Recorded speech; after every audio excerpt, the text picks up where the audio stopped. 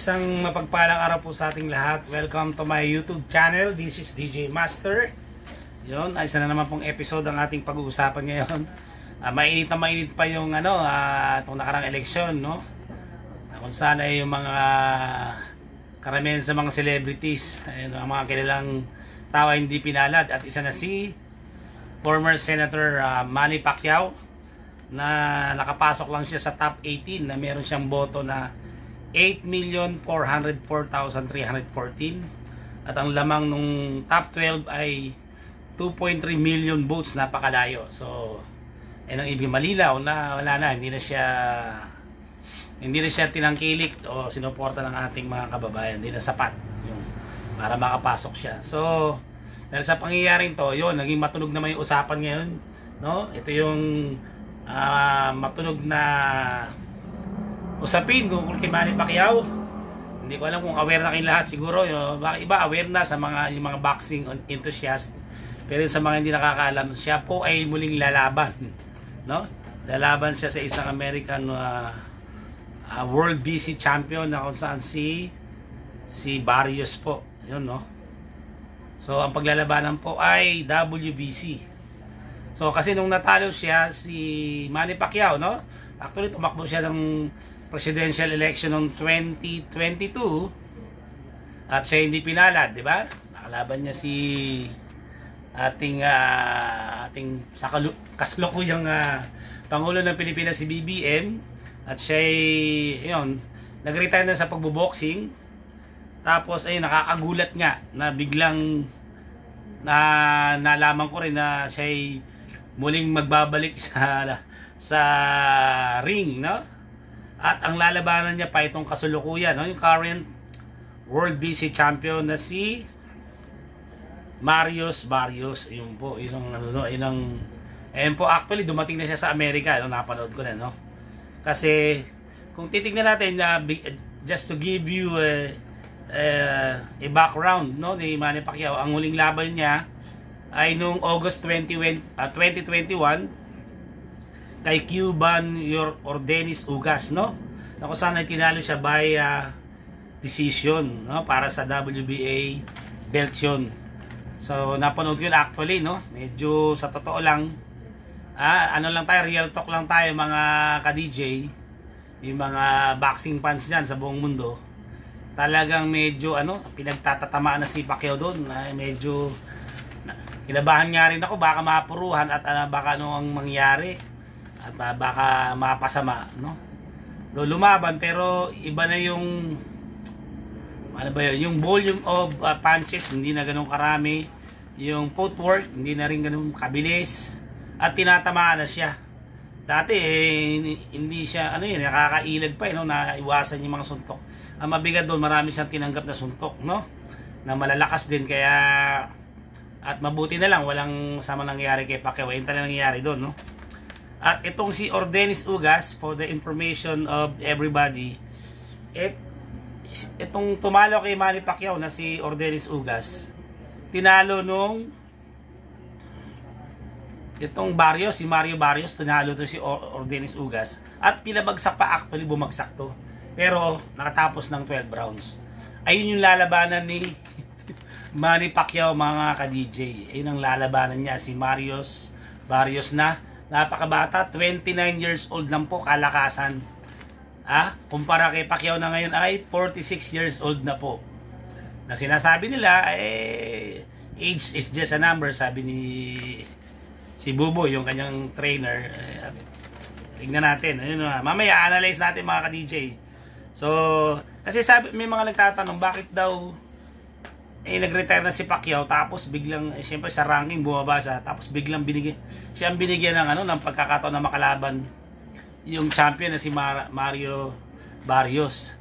Yung pala, nakasaad po yan sa nakalagay dito, nakasaad sa WBC na maaring humiling ng title fight ang isang dating kampiyon matapos magretiro. At si Pacquiao ay dati namang kampiyon talaga. Actually, 8 division na yan, no? Na nasa kasaysayan na ng larangan ng boxing po. 8 division, 8. Mula sa mababang timbang, umakyat. at hanggang umabot siya ng super welterweight. Actually, nasubaybayan po natin yan ang karir ni pambansang kamao, no? Napaka-idol na talagang sinusubaybayan ko pa yan. Kung saan siya, bisa sa MOA dati, hindi lang kami umabot, sayang. Hindi ako nabigyan ng chance na makapagpa-picture man lang sa idol natin si Manny Pacquiao.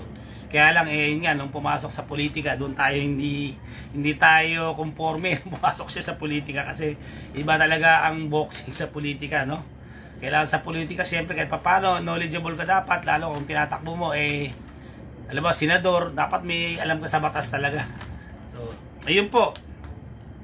So, ngayon, pagkatapos niya mag-retire, nagkaroon siya ng mga exhibition, no? Kung hindi ako nagkakamali, isa yung Koreano na ginagaya pa si Bruce Lee.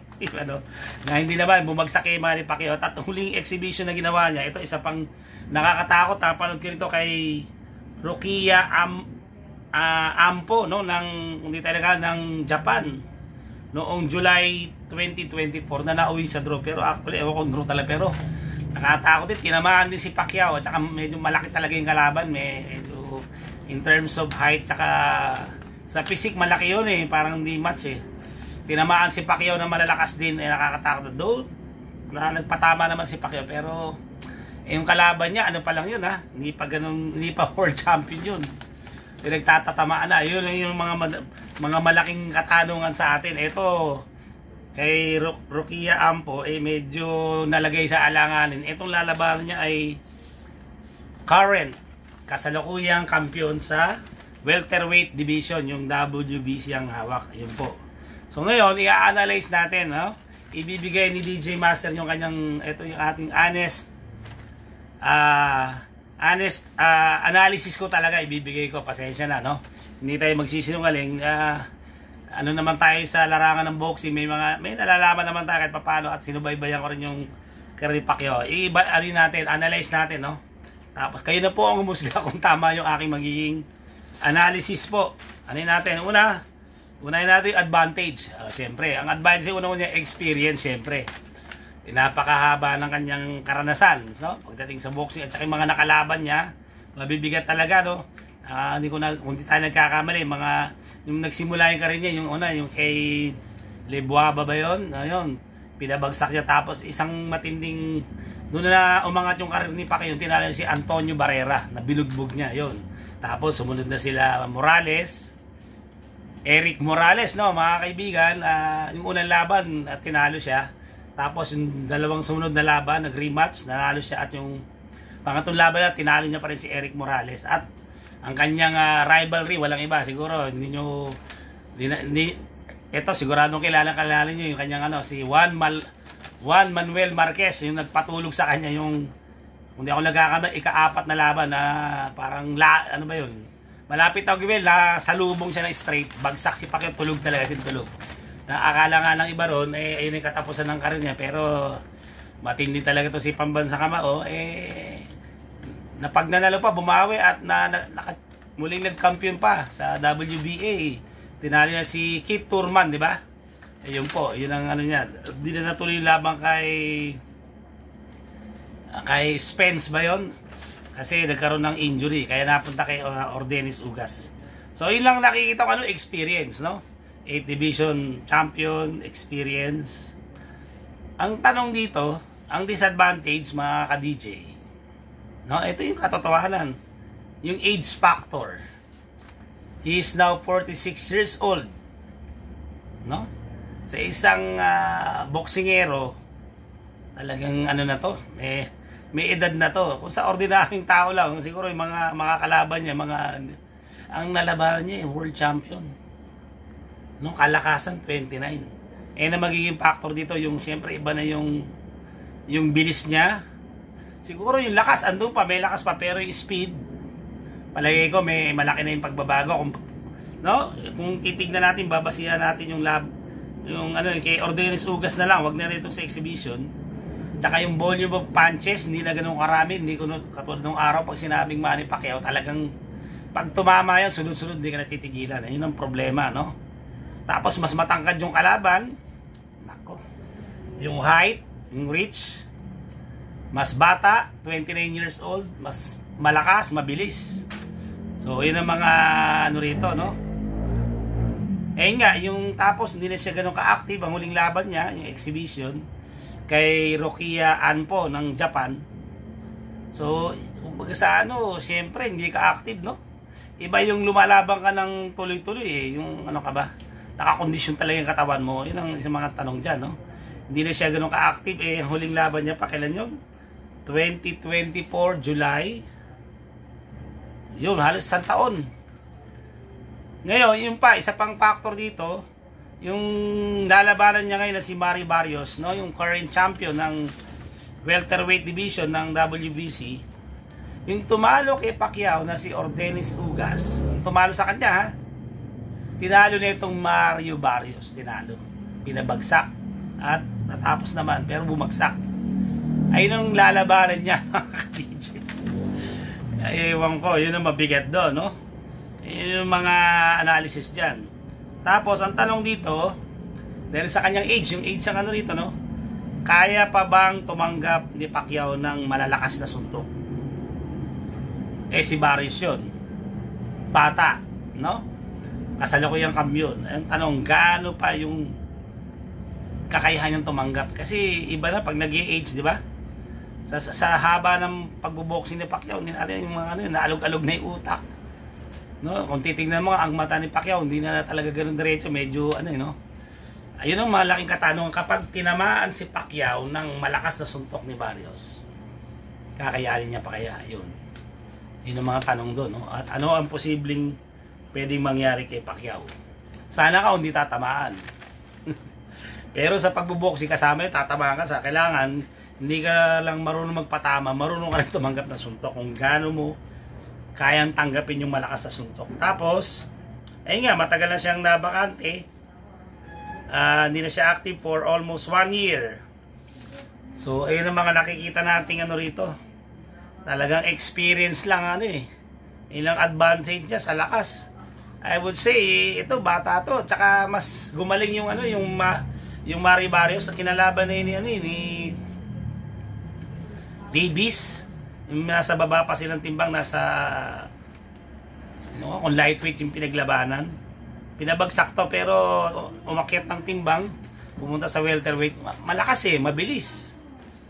So yun po mga ka-DJ, yun talagang ating yung honest analysis natin. Ito talaga yung nakikita ko, hindi ko makita. Siguro yun, advantage yung puso niya siguro dahil pusong Pinoy palaban.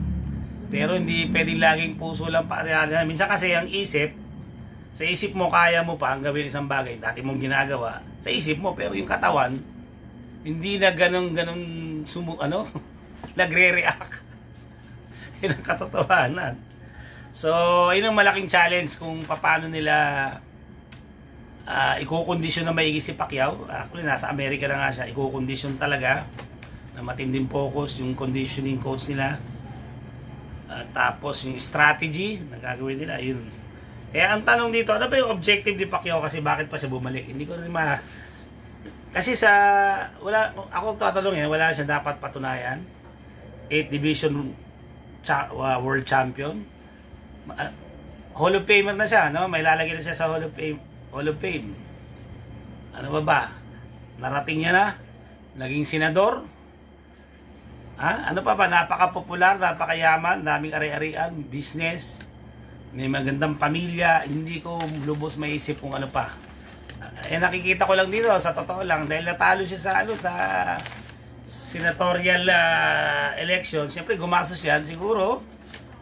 Ito yung opinion ko lang po mga ka-DJ, sayang yung pagkakataon dahil sikat pa si Pacquiao, yung kikitain niya rito, yun ang malinaw. Nakikita ko lang kasi ewan ko, passion ba tawag dito. Ang mahirap ka dito mga DJ, pag ito si Pacquiao ay tinamaan ng medyo matindi at napasama, hindi natin alam. Pero hindi naman natin pinapadala. Pero paano nga, ba tamaan siya na matindi at napasama, baka maapektuhan pa eh. Doon lang ako nag-aalala para sa iyo, Manny Pacquiao. Baka mamaya, pagsisiyan mo pa sa uli. Kung ako tatanungin mo talaga, dapat hindi ka na bumalik. In-enjoy mo na lang yung mga blessings na meron ka, at kung talagang gusto mo makatulong sa ating mga kababayan, maraming paraan naman kahit wala ka sa posisyon. At mag-train ka na lang ng mga potential boxer dyan, mga bata, mga young potential boxers natin. Katulad kay Luisito Espinosa, nagtitrain yan. Shoutout kay Luisito Espinosa nga pala mga ka-DJ. Yung mga gustong magpaturo ng boxing, yan. Available po si Luisito Lindol Espinosa. Diyan siya nagtuturo sa Ayala Malls, Fairview Terraces dyan sa 3rd floor Taekwondo Gym dyan po. Tapat ng SM Fairview po. Yan po, ayan. So kung may mga tanong po kayo, pwede yung contact si Luisito Espinosa sa kanyang official Facebook page na Luisito Espinosa. Ayan po, ipa-flash natin dyan. So ayun po yung ating analysis. Sa totoo lang po, nakakatakot po ito, very risky. Kasi nga, hindi na siya ganun kabata. Ibang-iba na talaga. Iba na talaga yung galaw ni Pacquiao. Kumpara ng mga nasa mga 30s pa lang siya bigit, talagang matindi si Pacquiao. Palagi ko, kung sa kalakasan ni Pacquiao, sa prime niya, ito, hindi talaga obra to. Matitindi mga Cotto, Miguel Cotto. Binugbog ni Pacquiao, no? Si Shane Mosley, pinabagsak, hindi pa bumabagsak yun, kay Pacquiao lang. Oscar De La Hoya, Antonio Margarito, binugbog, no? Super welterweight. Sino pa ba? Yung si Brando Rios ba yun? Yung binugbog niya rin. Ricky Hatton, tulog. Nung kalakasan niya yun, wala question talaga.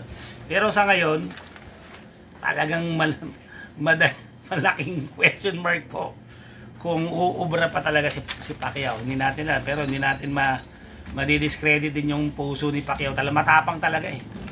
Walang maganda kay Pacquiao, nung panahon niya wala siyang pinipilit. Hindi katulad ni Mayweather, no? With due respect to Mayweather, namimili siya, no? Yung sinasabing apple pick siya eh. Namimili ng kalaban, mautak, alam niya kung sino yung kaya hindi mananalo sa kanya. Si Pacquiao walang pili-pili, matindi talaga. So yung mga ka-DJ, yung talagang honest analysis natin, talaga medyo risky to. Siguro may lakas pa naman siguro, lang kung talagang maka-tempo siya, makapatama siya magandang at mapuruhan niya. Baka sakali yung chance, pero maliit po yung chance. Sa totoo lang po, napakaliit ang chance sa tingin ko po. Ayun po yung aking nakikita rito, dahil masubaybayan ko yung karoon ni Manny Pacquiao eh.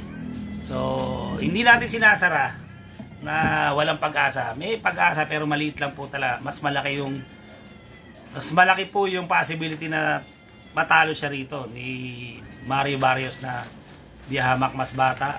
Baka mangyari dito yung ginawa niya kay Oscar De Ora na pinag-retire niya. Baka ito na yung panahon. Siguro kung sakaling di siya palarin dito, siguro ito na talaga. Ito na yung magiging matutuldo ka na dapat tanggapin na ni Manny Pacquiao. Ngayon, kung talagang pag nanalo siya rito, gagawa siya na kasaysayan. Siya yung may tatala na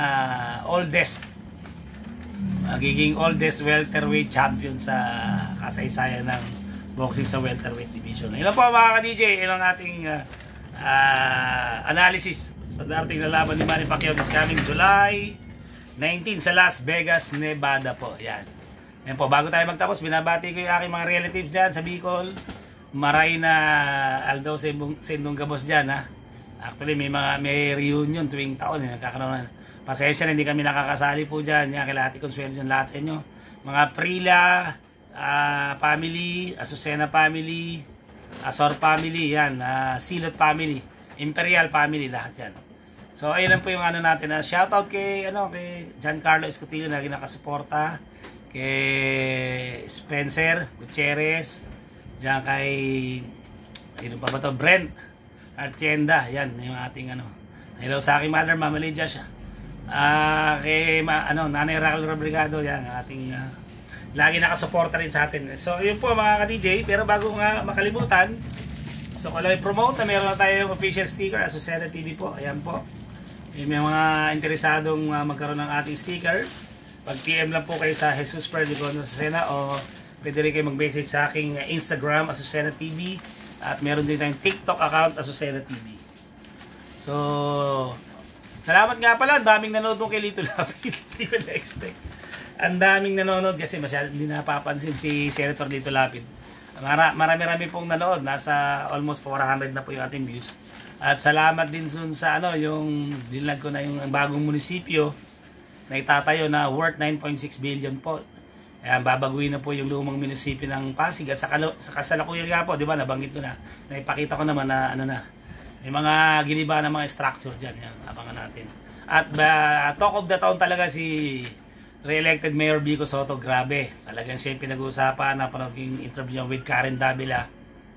Talagang saludo ako sa iyo. Dalawang kamay.